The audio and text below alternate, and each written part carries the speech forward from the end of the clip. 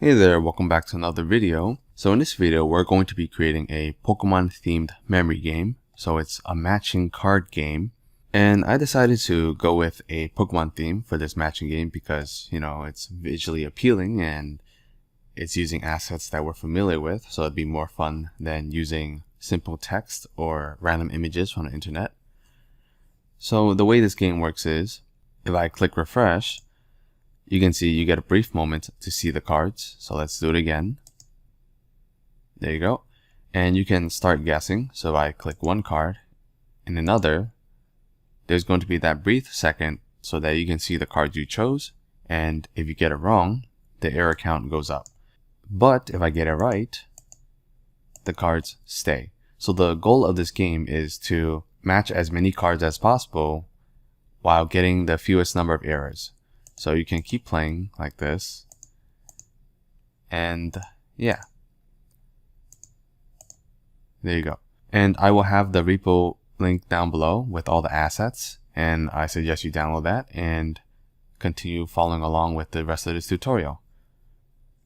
Alright, so let's begin. Start by creating 3 files, cards.html, CSS, and JavaScript.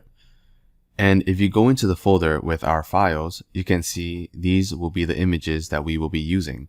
So we have different cards. And if you double click on this HTML, you can see we have a blank HTML page. Alright, so let's begin. So doc type, HTML. We're going to add a head, meta charset, UTF-8, meta name equals viewport, content equals width equals device width, initial scale equals 1.0. Let's give a title to our page. So title, Pokemon cards match. And let's link our style sheet. So href is going to be cards.css, and let's also link our script. So cards.js, and that's it for the head. So let's work on the body. So the body is going to be really simple. We're going to use JavaScript to populate everything. So all we need is a header for the errors, and within here I'm going to have a span with an ID of errors, and we're going to use this ID in JavaScript to update the error count. So right now it starts at 0, and then let's create a div for our board. And that's it for HTML. We're going to use JavaScript to populate all the cards within this board. So let's move on to our CSS. So for the CSS, I'm going to style the body so that the text is going to be centered, and this will just center all the images as well. And I'm going to change the font so that it becomes Arial, Helvetica, Sans Serif. Now for the board, let's give some dimension to our board. So the height is going to be 532 pixels. The width will be 475 pixels. Let's center our board, so margin 0 auto. And let's add a background color so you can see the board. Alright, so now if I refresh, you can see this is our board. Let's also add a border around our board, so 10 pixel solid, light gray. And let's also add a display flex. Let's use a flex box so that our cards will go from left to right and then down another row instead of stacking on top of each other. So display flex, flex wrap. Now finally for the cards, let's just give it some dimension. So height is going to be 120 pixels and the width is going to be 90 pixels. And let's add some margin in between the cards, so 2.5 pixels. So margin will add some spaces between the cards so that they're not all touching each other directly. So now if I refresh, you can see we have a border over here. So now let's use our JavaScript to populate the cards. So first we need to keep track of the errors. So let's have an error count of 0. And we have our card list. So our card list is going to be the names of our files here. So these are our cards. So we're going to have darkness, double, fury, fighting, fire, and so on. So darkness, double, fury, fighting, fire, grass, lightning, metal, psychic, and water. Okay, so these are our cards, and this is just a list of cards that we're using. For the actual cards that we're going to be playing with, we're going to have another variable, card set, and let's also have a board so it shows the outline of the card placement. So when our page loads, we'll call window.onload, and we're going to call a function. The function will call a shuffle cards function and a start game function. So shuffle cards is going to take this card list and add it to our card set. It'll add it twice, so we have 2 of each cards, and then we're going to shuffle it. And then in our start game function, we're going to populate the cards in our HTML. So let's start with shuffle cards. So first we need 2 of each cards. So card set, we're going to assign it cardList.concat cardList, and this is going to give us 2 of each card. So it's taking this list and extending it by another set of the same exact cards. So if I print it,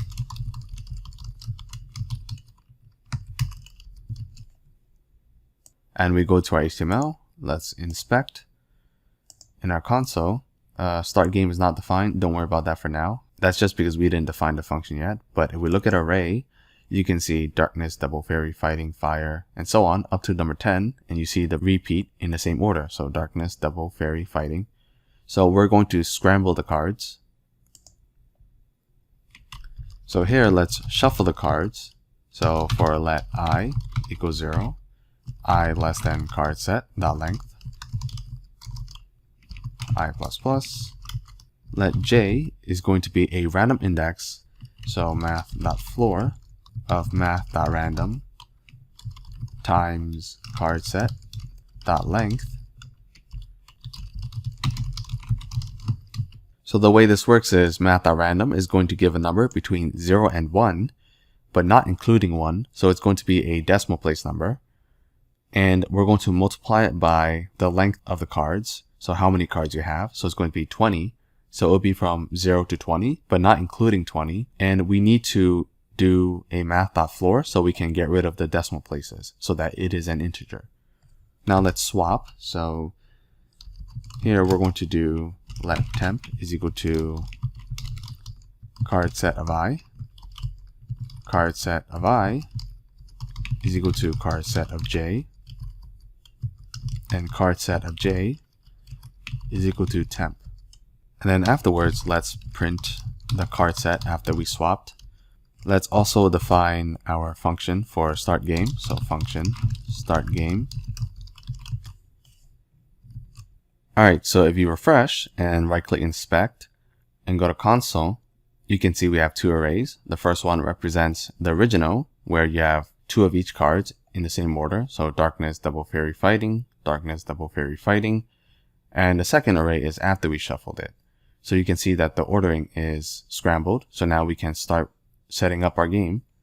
So now in our JavaScript, I can populate the cards into our HTML. So let's set some variables. So we have 4 rows and 5 columns. So we're going to arrange the board, which is a 4x5 board. So for let r equals 0, r less than rows, r plus plus. For let c equals 0, c less than columns, c plus plus. We're going to get the card image. So let card image equal to card set.pop. So it's going to pop from the end of the card. So we have 20 cards and we're going to pop each one by one. And over here, I want to add a row to our board in JavaScript. So let row is equal to an empty array. And we're going to do row.push card image. So this is for the JavaScript. And for the HTML, let's create an image tag. So let card is equal to document.createElement image. So right now we just created an image tag like so. Now let's set an ID. So the ID is going to be the row and column coordinates that will correspond to the board. So card.id is going to be r.toString plus the dash plus c.toString. So it's going to be like 00, then 01, 02, 03, and so on. And then we're going to set the source of the card to card image plus the extension, so JPEG. So in this case, it could be source equals, let's say, water.jpg. And then let's add the card styling where we apply the dimensions. So over here, let's do card.classlist.add card. So now this card has a style class of card. And then finally, let's take our board and append this card. So document.getElementById. We're going to take the board and append the card. So it's going to repeat the for loop 20 times and create this tag. Go to our HTML, and within the board, it's going to copy and paste this 20 times. So after our for loop, let's add this row to our board in JavaScript so that we can continue on with the 2D array. So board.push row. And then afterwards, let's print the board. So console.log board. So if I go back and refresh, you can see we have our cards here. And if I right click inspect, go to console, go to this array, you can see that our 2D array in JavaScript corresponds to images in our HTML. So now we're going to add some click handlers for these cards. And every time we click on two cards, we're going to do a comparison with our board in JavaScript to see if those cards at indices, let's say 00 and 21, we're going to see if they're the same image. And if so, we're going to leave the image there. Otherwise, we're going to flip the cards back. So let's create a function to flip the cards. So over here, I'm going to say hide cards. And what we're going to do is go through the HTML and change all the images to the back of the cards. So we're going to do for let r equals 0, r less than rows, r++. For let c equals 0, c less than columns, c++. We're going to get the card. So let card is going to be, we're going to get it by ID. So document.getElementById r.toString plus the dash plus c.toString. And we're going to set the card source to back.jpg. And then within here, I'm going to call a setTimeout function. So it's going to call the hide cards function after 1000 milliseconds. So in this case, that's 1 second. So you get a second to see what the cards are before they flip. Alright, so now if I save and go back and I refresh, you can see I had 1 second of a glimpse to see what the cards are. Okay. Alright, so now that we have our board ready, let's start playing the game. So we need to make each card clickable. So over here, I'm going to set an event listener. And it's going to listen for a click. So each card will listen for a click and call a function, select card. So let's create the function here, select card. Now when selecting a card, we need to make sure that the card is facing down. So if this, so this refers to the card that was selected, this dot source dot includes back. So the image of this card is the back facing image. we're going to select the card. So let's add two variables. So over here, I'm going to add card1, select it, and card2, select it. So we're going to check if card1 hasn't been selected. This will be our first card. So if not card1 selected, card1 selected is this. And let's get the coordinates of the card so that we can flip it face up. So let chords equal to card1 selected dot ID dot split. So the ID is going to be like 0001, and we're going to split it by the dash. So it returns an array of two strings, 2 digits. And then we need to parse int these 2 digits. So let r is equal to parse int chords of 0. Let c equal to parse int chords of 1. And we're going to take card1 selected, set the image source to board of rc plus the file extension, so JPEG. Else, if card1 was already selected, we're going to apply this card to card2. So else if not card2 selected. And we want to make sure that we're not selecting the same card twice. So this not equal to card1 selected. We're going to do the same thing. So card2 selected is equal to this. And I'm going to copy and paste this here. Get the coordinates. And over here, I'm going to do card2 selected dot source is equal to board rc plus the image. Alright, so now if I refresh and I select 2 cards, there seems to be a bug. So let's go back and check. Over here, this should be not card2 selected. Okay, let's go back. So if I refresh, I can select 2 cards. And now that we have 2 cards selected, we need to update our board. So you can see I can't click anything else. We need to do something with these 2 cards before we carry on. So I'm going to call an update function. And we want to see the card for a brief moment before we update. So again, we're going to do set timeout, update. So this is going to show us both cards for a brief second and then decide what to do with the cards. So in our update function, we're going to check if cards aren't the same, flip both back.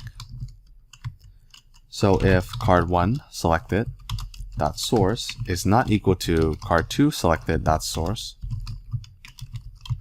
we're going to set both the cards back to this image over here. So card1 selected dot source is equal to back.jpg. Card2 selected dot source is equal to back.jpg. And let's increment the errors count. And let's get the span, so document.getElement by D errors. We're going to update the inner text to reflect the new error count. And then after that, let's deselect both cards. So card1 selected is equal to no, and card2 selected is equal to no. Now if I refresh, you can see these 2 cards are the same. These 2 cards are the same, so they stay. And these 2 cards are not the same, so we had a brief second to see what those 2 cards are before they flip back. And we can continue playing the game. So now we have a fully functional matching game. Now before we finish this game up, I want to just add an image to the background just to make it nicer. So let's set the background to this image that I have over here. So we're going to change the background to this image. So to do that, we do background URL Pokemon background.jpg, and let's also do background size. We're going to set it to cover the entire page. And over here, the background color, let's not make it green anymore. Let's make it white smoke. So now if I refresh, you can see we have our nicely styled game. Okay, and you can just play around. And that's it for this tutorial. If you found this tutorial helpful or interesting, please let me know down below in the comments. Leave a like. Please consider subscribing. It'll help the channel out a lot. And just to let you know, I'll be posting weekly. So if you want to stay up to date, subscribe, and I'll see you in the next video. Bye-bye.